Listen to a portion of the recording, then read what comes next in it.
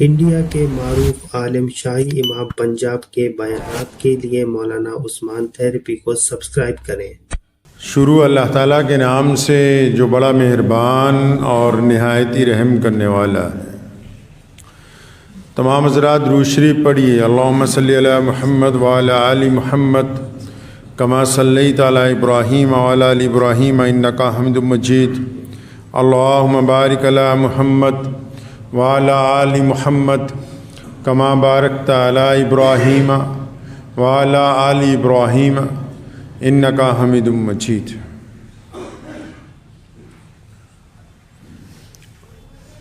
हर buzz में तमद्दुन है ज़ियाबार हमी से, कायम हैं यहाँ गर्मी बाज़ार हमी से। हकदार तो हैं फ़स्ल गुलिस्तां के बहुत लोग, है अर्ज़ चमन खूं की तलबगार हमी से। मिट जाता है ख़बरों से कभी नाम हमारा, बनती है कभी सुर्खी अखबार हमी से।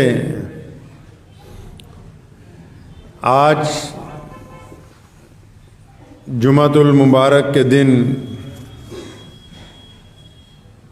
मुल्क की जंग आज़ादी के उन दिनों को याद करने का मौका मिला जिन दिनों में हमने अपने वतन अज़ीज़ के लिए दीगर तमाम अक़वाम के साथ मिलकर बेमिसाल कुर्बानियाँ पेश की। परसों 26 जनवरी थी। बहुत सारे लोग समझते हैं कि ये मुल्क की जमहूरियत का दिन है, लेकिन नई नस्ल को ये नहीं मालूम कि 26 जनवरी 1930 में पहली बार भारत के लोगों ने मुल्क की मुकम्मल आज़ादी का मुतालबा अंग्रेज़ों से किया था। इसीलिए ये दिन यौम जमहूरियत के लिए चुना गया।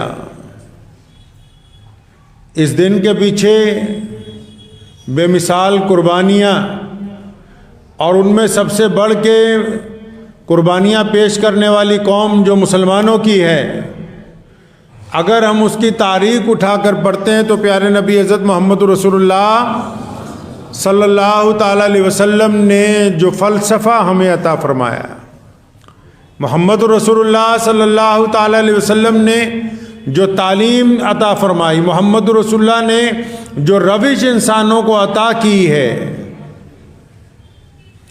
लोग तो पहले भी बहुत हुआ करते थे, लेकिन आज़ादी के दिन तब मनाने शुरू हुए जब मोहम्मद रसूलुल्लाह सल्लल्लाहु अलैहि वसल्लम कायनात में तशरीफ़ लाए और आप सल्लल्लाहु अलैहि वसल्लम ने ये नज़रिया पेश किया और दुनिया के लोगों को समझाया कि कोई भी इंसान जो पैदा हुआ है, चाहे वो मर्द है या औरत है, जो भी बच्चा दुनिया के अंदर आ रहा है वो आज़ाद पैदा हुआ है, ग़ुलाम नहीं है।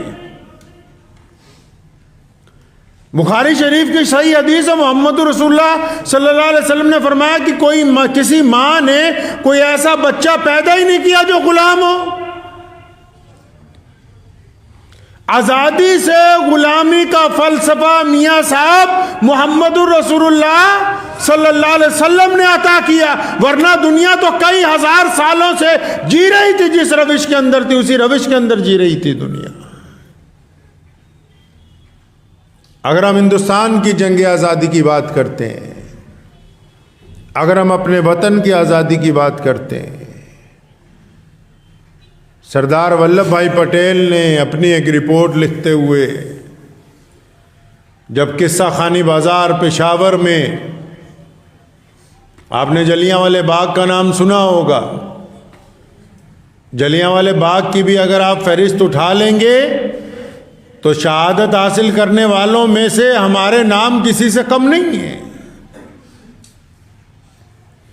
लेकिन किस्सा खानी बाजार पेशावर का जब वाकया आया, बिल्कुल वैसा ही किस्सा, जैसा जलियांवाले बाग में हुआ वैसा ही किस्सा खानी बाजार में हुआ। लेकिन किस्सा खानी बाजार में जब सुर्खपोश पठान अल्लाह अकबर के साथ ये कहते हुए निकले कि अंग्रेज को ये मुल्क छोड़ना होगा, अंग्रेज के हम खिलाफ हैं, हम चाहते हैं कि हमारे वतन अजीज से अंग्रेज वापस चले जाएं, तो वहां जब जनरल डायर ने गोली चलाई तो जितने पठान मुसलमान थे सबके अपनी छाती पर गोली चलाई। गोली चलाने वाले खुद इस बात को मानते हैं कि किसी भी एक मुसलमान की पीठ के ऊपर गोली नहीं लगी। सरदार वल्लभ भाई पटेल ने अपनी रिपोर्ट में लिखा है, पढ़ लीजिए। और कांग्रेस के अधिवेशन में पेश की गई है 1936 में कि किस्सा खानी बाजार में सुर्खपोश मुसलमानों ने जो कुर्बानियां दी हैं, पूरे मुल्क के अवाम इस कुर्बानी को सलाम पेश करते हैं कि इससे बड़ी कुर्बानी नहीं हो सकती कोई, के सामने दुश्मन खड़ा गोली चला रहा हो और जितने लोग हों, चाहे वो बच्चे हों, चाहे बूढ़े हों, चाहे वो मर्द हों, चाहे खवातीन हो, हर एक की सीने के ऊपर गोली लगी हो, किसी की भी पीठ के ऊपर गोली नहीं लगी। मिर्जा गालिब का शेर है ना कि पूछते हैं वो कि गालिब कौन है। आजकल जो व्हाट्सएप यूनिवर्सिटी के पढ़े लिखे लोग हैं, जिनको सारा ज्ञान ही सिर्फ फेसबुक और व्हाट्सएप से मिला है, वो बाज़ औक़ात वो हमसे पूछते हैं कि तुम कौन हो। मिर्ज़ा गालिब अपने दौर का बहुत बड़ा शायर था ना, 2-4 नए शायर पैदा हुए तो पूछना है गालिब कौन है, तो गालिब ने कहा था कि पूछते हैं वो कि गालिब कौन है, कोई बतलाए कि हम बतलाएं, क्या हम बताएं कि ये अदब देने वाला गालिब है, उर्दू को जुबान का दर्जा देने वाला, रविश देने वाला, तहजीब और तमद्दुन देने वाला।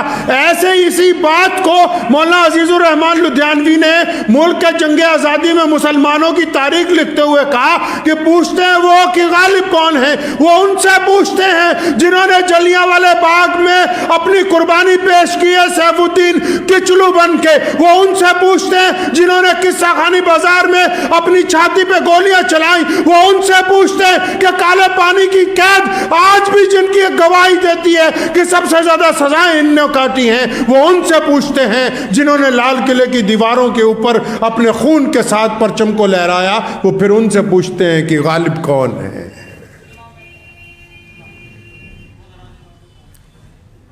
कुर्बानी देनी पड़ती है मुल्क को, कौमों को जिंदा करने के लिए। चमचागिरियां जो आज करते हैं, ऐसे चमचे अंग्रेज के दौर में भी थे। जैसे आज कुछ लोग टोटी बने हुए हैं, ऐसे उस दौर में भी टोटी हुआ करते थे, जिन्होंने मिर्जा गुलाम कादियानी की शक्ल में इस मुल्क को, इस मुल्क की जंग आज़ादी को रोकने की कोशिश की। लेकिन मैं सलाम पेश करता हूं उन लाखों सरफरोशों को जिनके अंदर मुसलमान भी हैं, हिंदू भी हैं, सिख भी हैं, दलित भी हैं, कि तुम्हारी कुर्बानियों की बदौलत आज ये 26 जनवरी में परचम लहरा रहा है। अगर वो कुर्बानियां न होती तो आज अंग्रेज हम पर मुसल्लत होता। और कौमें वो जिंदा रहती हैं जो अपने शोहदा को याद रखती हैं। कौमें वो जिंदा रहा करती हैं जो अपनी कुर्बानी देने वालों को याद रखती हैं।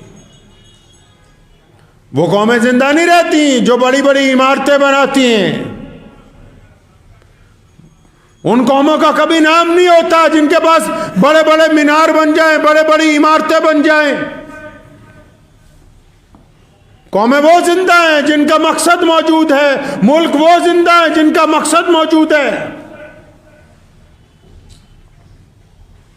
हमारे बुजुर्गों ने जिस अंदाज से मुल्क की जंग आज़ादी के अंदर कुर्बानियां दी, इसी लुधियाना में सन 1935 में जब जनरल एडवायर जो पंजाब का गवर्नर था,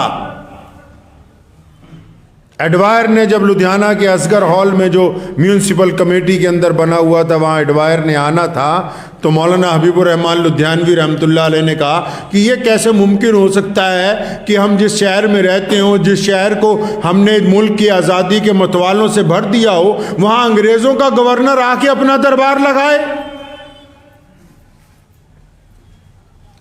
पंजाब केसरी लाला लाजपत राय से राब्ता किया कि लाला जी, मैं चाहता हूं कि जिस दिन गवर्नर ने आना हो आप लुधियाना आए।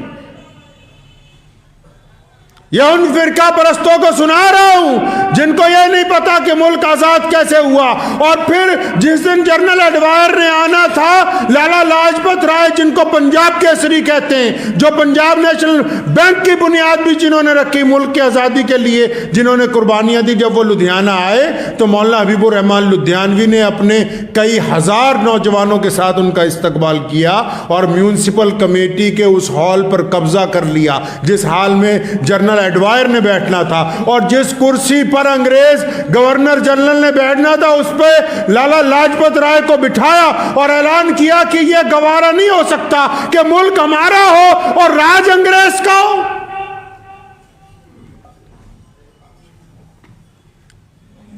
जब मौलाना हबीबुर रहमान लुधियानवी रहमतुल्लाह अलैह को पहली दफा गिरफ्तार किया गया तो विद्यासागर की अदालत में दर्जे अव्वल का जो मजिस्ट्रेट है, जो फर्स्ट क्लास मजिस्ट्रेट जिसको कहते हैं,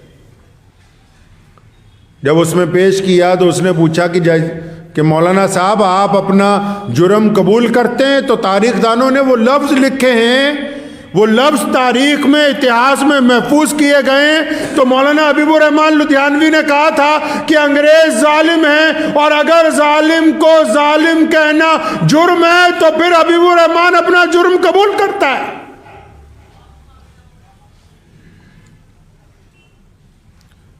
अंग्रेज डिप्टी कमिश्नर कुल्टन बहादुर ने उनकी सजा को बढ़ाने के लिए उनको लुधियाना की जेल के अंदर दोबारा अदालत लगवाई जब 1 साल की कैद पूरी हो रही थी पहली मर्तबा। और जो जज था वो जब कैद दोबारा देने लगा तो उस जज ने बड़ी शर्मिंदगी के साथ मौलाना हबीबुर रहमान लुधियानवी के कान में एक बात कही थी कि जज साहब, मैं मौलाना साहब, मैं मजबूर हूं, मुझे पता है कि आपकी सजा नहीं बनती क्योंकि आपने कोई ऐसा काम नहीं किया जिससे इंसानों को नुकसान पहुंच। आप सिर्फ हुकूमत के खिलाफ बोल रहे हैं, आप सिर्फ अंग्रेज के खिलाफ बोल रहे हैं, लेकिन मैं मजबूर हूं, आपको सजा लिख रहा हूं 1 साल की। मैं इसलिए मजबूर हूं क्योंकि अंग्रेज डिप्टी कमिश्नर ने मुझे कह के भेजा है कि इनको 1 साल की और सजा दो।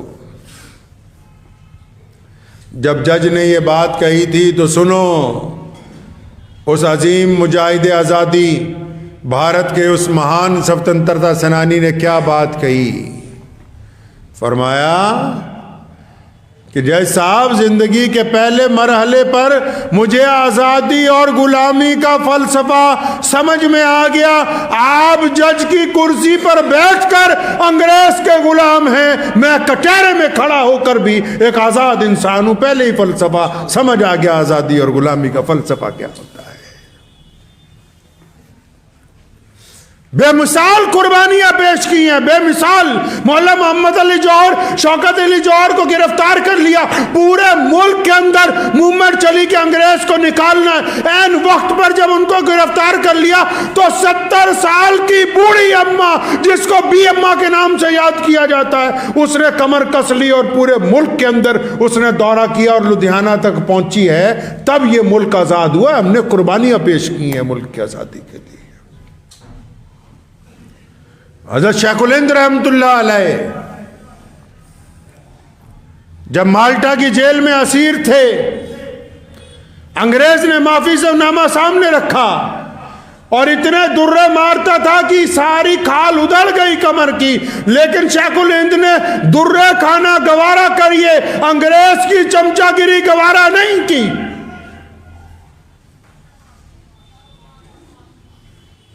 मौलाना हबीबुर रहमान लुधियानवी रहमतुल्लाह अलैह को सर्दियों के अंदर धर्मशाला की जेल में, गर्मियों के अंदर मुल्तान की जेल में, क्योंकि मुल्तान में 60 डिग्री गर्मी पड़ती है, इतनी गर्मी पड़ती है कि हर चीज़ पिघलने के लिए तैयार हो जाती है। और धर्मशाला में -डिग्री जाके सर्दी पड़ती है। तो सर्दियों में धर्मशाला और गर्मियों के अंदर मुल्तान की जेल में कि किसी तरह ये बंदा अपने आप को मान जाए कि नहीं मैं अंग्रेज के ताबे हो जाऊंगा।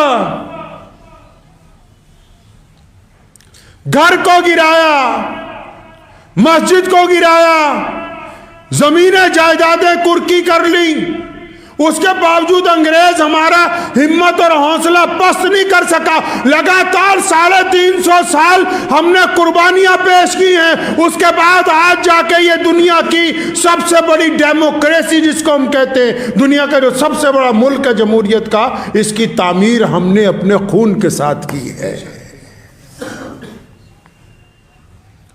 हमने अपने खून के साथ तामीर की है।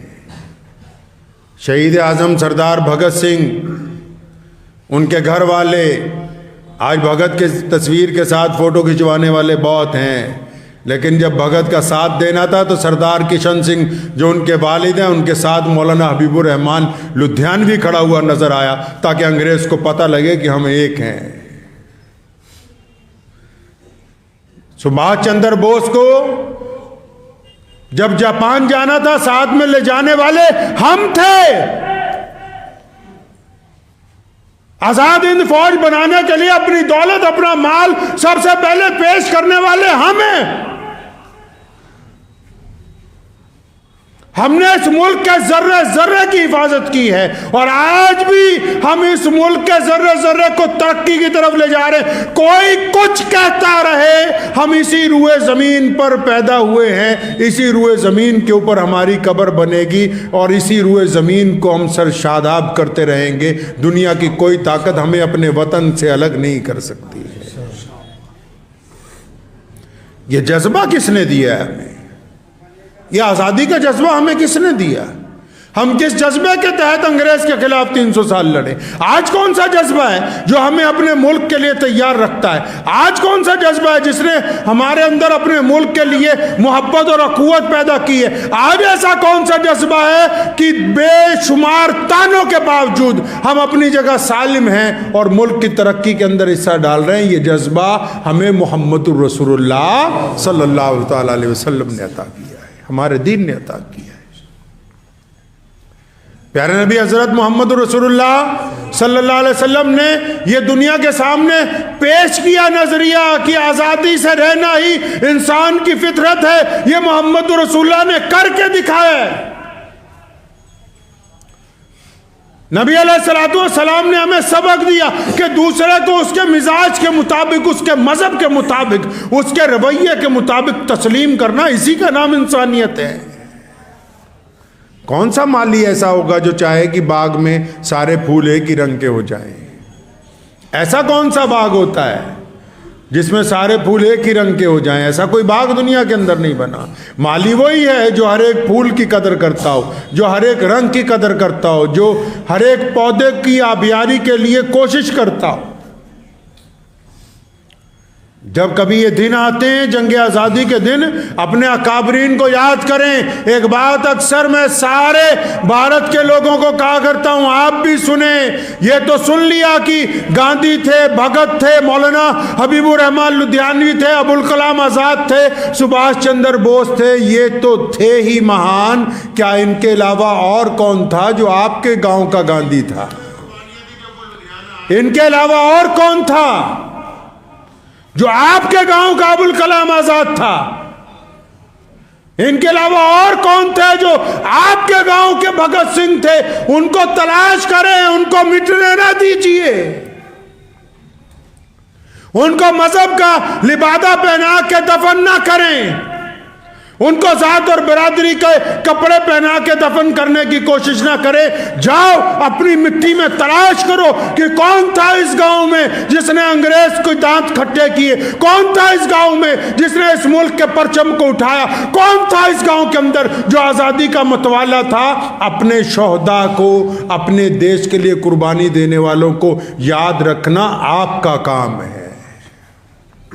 सिर्फ यही नहीं कि जो नेशनल हीरो हैं उन्हीं को याद करना है, नहीं नहीं। हर एक मोहल्ले में कोई अबुल कलाम हुआ है, हर एक मोहल्ले में कोई भगत सिंह जैसा पैदा हुआ है। लुधियाना के मौजपुरा बाजार में अब्दुल सत्तार नाम का एक एसपी रहता था, एसपी था, बहुत अहम वाकया ये आपको सुना के अपनी बात खत्म करता हूं। अंग्रेज के दौर में हवलदार होना बहुत बड़ी बात थी। वो ऑक्सफोर्ड यूनिवर्सिटी से पढ़ के आया था, तो एसपी था पुलिस में, पंजाब पुलिस में। तो कहाँ उसकी ड्यूटी लगी? अमृतसर में। जनरल डायर जो था वो अमृतसर का डिप्टी कमिश्नर था, डीसी था डायर। जनरल डायर ने एसपी को बुलाया रात को, और गवर्नर भी मिस्टर एडवायर उस कमरे में बैठे हुए थे। उन्होंने एसपी को कहा कि सुबह को जलियांवाले बाग में जो लोग जलसा करने जा रहे हैं अंग्रेज सरकार के खिलाफ, तुमने सुबह वहां जाना है, अपने पुलिस वालों को लेके और सबके ऊपर गोली चलानी है। हम चाहते हैं कि ताकत के साथ इस मूवमेंट को कुचल दिया जाए। ये किस्सा उनको सुना रहा हूं जो चमचागिरी में अपना ओहदा भूल जाते हैं। उन लीडरों को, रहनुमाओं को भी सुना रहा हूं जिनको अपने ओहदे प्यारे हैं, मकसद प्यारा नहीं है। पढ़ लो, रिपोर्ट लिखी है एडवायर ने बकायदा। आप भी ये रिपोर्ट अमृतसर की अदालत में महफूज है, अदालत तक नहीं जा सकते तो आप जलियांवाले बाग की किताब उठा के पढ़ लें। अंग्रेज ने अपने रोजनामचे में इस किस्से को लिखा है, क्योंकि उसका कोर्ट मार्शल किया गया। उस एसपी को बुला के कहा कि सुबह को गोली तुमने चलानी है, कुर्बान जाऊं उस मां के बेटे के ऊपर। उसने एक बड़ी तारीखी बात कही, कहने लगा कान खोल के सुनो, मैं एक बहादुर आदमी हूं, मैंने मोहम्मद रसूलुल्लाह का कलमा पढ़ा है, मेरे हाथ में हथियार है, मैं इस फौज का मुलाजिम हूं, मैं तुम्हारे मातहत हूं, लेकिन मेरा मजहब यह कहता है मैं गोली उस पर चलाऊंगा जो मेरे सामने हथियार बंद होगा। जो मुझे मारना चाहेगा मैं उसके ऊपर गोली चलाऊंगा, मैं निहत्तों के ऊपर गोली नहीं चलाऊंगा। और फिर एसपी साहब को जब उन्होंने डांटा कि नहीं हर का कीमत पे ये काम करना होगा, तो एसपी ने अपनी पेटी उतार के उनके टेबल पे रख दी। उसने कहा कि ऐसी नौकरी से इस्तीफा दे सकता हूं, मैं अपने आप को फांसी चढ़ा सकता हूं, किसी मजलूम पर गोली नहीं चलाऊंगा। आप क्या समझते हैं मामूली किस्सा है?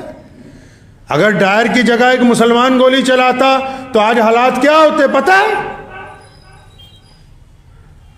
हालात ये नहीं होता है कि हिंदू मुसलमान से लड़ते, हालात ये होते हैं कि वो मूवमेंट चलती नहीं। वो मूवमेंट इसलिए चली क्योंकि डायर ने गोली चलाई, और फिर पूरे देश में लोग भड़क गए कि देखो एक अंग्रेज ने इतने हिंदुस्तानियों को गोली मार दी एक वक्त के अंदर। अगर एक हिंदुस्तानी हिंदुस्तानियों पर गोली चलाता तो ये मूवमेंट चलती नहीं। और फिर आज के दौर में फिरका परस्तों को पता लगता तो जगह जगह पोस्टर लगाए जाते कि देखो एसपी अब्दुल रहमान ने जलियांवाले बाग के अंदर गोली चलाई थी, वो इतना बहादुर माँ का बेटा था कि इस्तीफा दे के उस रात घर को वापस आ गया। अंग्रेज ने जबकि उसको कहा कि हम तुम्हें गोली मार देते अगर तुम ऑक्सफोर्ड यूनिवर्सिटी से पढ़ के ना आए होते, अगर तुम रानी के जानने पहचानने वालों में से ना होते, तो आज तुम्हें इस हुक्म अदूली की वजह से गोली मार दी जाती। ऐसा कोई जो इतनी बड़ी कुर्बानी मुल्क के लिए पेश कर दे? सन 1943 तक एसपी साहब जिंदा रहे लुधियाना के मोचपुरा बाजार में, और हर एक साल एसपी रैंक का एक आदमी उनकी पूरे साल की तनख्वाह और माफीनामा लेके आता था कि सर इस पर साइन करें, दोबारा सुपरिटेंडेंट ऑफ पुलिस लग जाए। अब सिर्फ माफी मांगनी है, तनख्वाह भी मिलेगी, कोठी भी मिलेगी, गाड़ी भी मिलेगी, बंगला भी होगा, और आप पुलिस का कप्तान भी दोबारा लग जाएंगे। उस मां के बेहतरीन जर्नैल बेटे ने कहा कि एक दफा जब मैंने अंग्रेज की नौकरी को लात मार दी, हमने जब एक दफा अंग्रेज को ठुकरा दिया, अब ये बात तय हो गई कि अगर ये कभी एसपी बनेगा तो आजाद हिंदुस्तान में बनेगा, गुलाम हिंदुस्तान में नहीं बनेगा।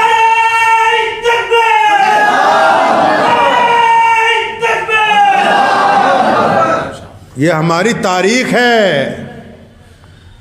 उलमा हज़रात को भी कहता हूं कि मसाजिद के मेंबर पे बैठ के नमाज रोजा हज के साथ जब जो वक्त आए वो मुसलमानों को और अपने देश के लोगों को बताएं कि हमने किया क्या है और हम चाहते क्या हैं, हमारी कुर्बानियां क्या है इस जमीन के लिए।